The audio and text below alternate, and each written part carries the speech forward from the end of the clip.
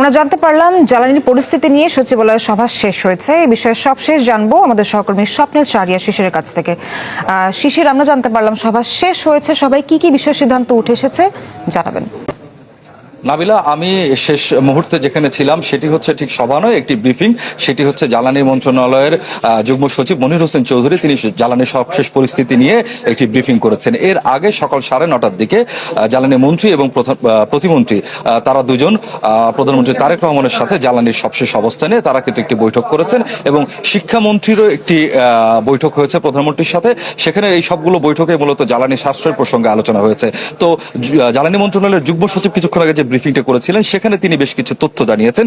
সেই তথ্যগুলো আমি আপনার মাধ্যমের দর্শকদেরকে জানিয়ে দিতে চাই। তিনি সবশেষ অর্থাৎ আজকে 31 মার্চে জ্বালানি যে মজুদ পরিমাণ, সেই জ্বালানি মজুদের পরিমাণ সম্পর্কে অবহিত করেছেন। তিনি জানিয়েছেন যে 31 মার্চ 1,28,939 মেট্রিক টন ডিজেল মজুদ আছে এবং 7,940 মেট্রিক টন অকটেন এবং 11,431 মেট্রিক টন পেট্রোল মজুদ আছে এবং জেট ফুয়েলের মজুদ সেটি হচ্ছে 40,000 মেট্রিক টনেরও বেশি কিন্তু জেট ফুয়েল মজুদ রয়েছে। এবং তিনি যেটি জানিয়েছেন যে এপ্রিল মাসেও জ্বালানি তেল নিয়ে কোনো অসুবিধা নেই। গত বছর এপ্রিল মাসে যে পরিমাণ জ্বালানি তেল সরবরাহ করা হয়েছিল, এই বছর এপ্রিল মাসেও ঠিক একই পরিমাণ জ্বালানি তেল সরবরাহ করা হবে বলে কিন্তু আমাদেরকে জ্বালানি মন্ত্রণালয়ের যুগ্ম সচিব মনির হোসেন চৌধুরী তিনি আমাদেরকে জানিয়েছেন।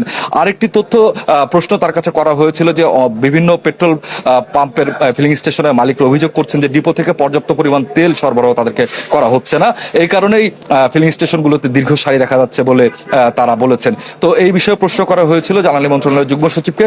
তিনি যেটি বলেছেন যে কোন ডিপো থেকে যে তেল পর্যাপ্ত পরিমাণে সরবরাহ করা হচ্ছে না এরকম কোনো অভিযোগ তার কাছে আসেনি। তবে যদি সুনির্দিষ্ট অভিযোগ আসে নিশ্চয়ই সে বিষয়ে ব্যবস্থা নেওয়া হবে। আরেকটি বিষয়, শিক্ষামন্ত্রীর যে বৈঠকের কথা বলছিলাম প্রধানমন্ত্রীর সাথে, সেখানে অনলাইন এবং অফলাইন এই দুই ব্যবস্থার সমন্বয়ে শিক্ষা কার্যক্রম স্কুলগুলোতে চালানোর বিষয়ে আলোচনা হয়েছে। তবে এই বিষয়ে বৃহস্পতিবার ক্যাবিনেট মিটিংয়ে প্রস্তাব উপস্থাপন করবে শিক্ষা মন্ত্রণালয় এবং তারপরে চূড়ান্তভাবে জানা যাবে অনলাইন এবং অফলাইন কোন পদ্ধতির সমন্বয়ে আসলে স্কুলগুলোতে ক্লাস হবে। নাবিলা, ধন্যবাদ শিশির আপনাকে।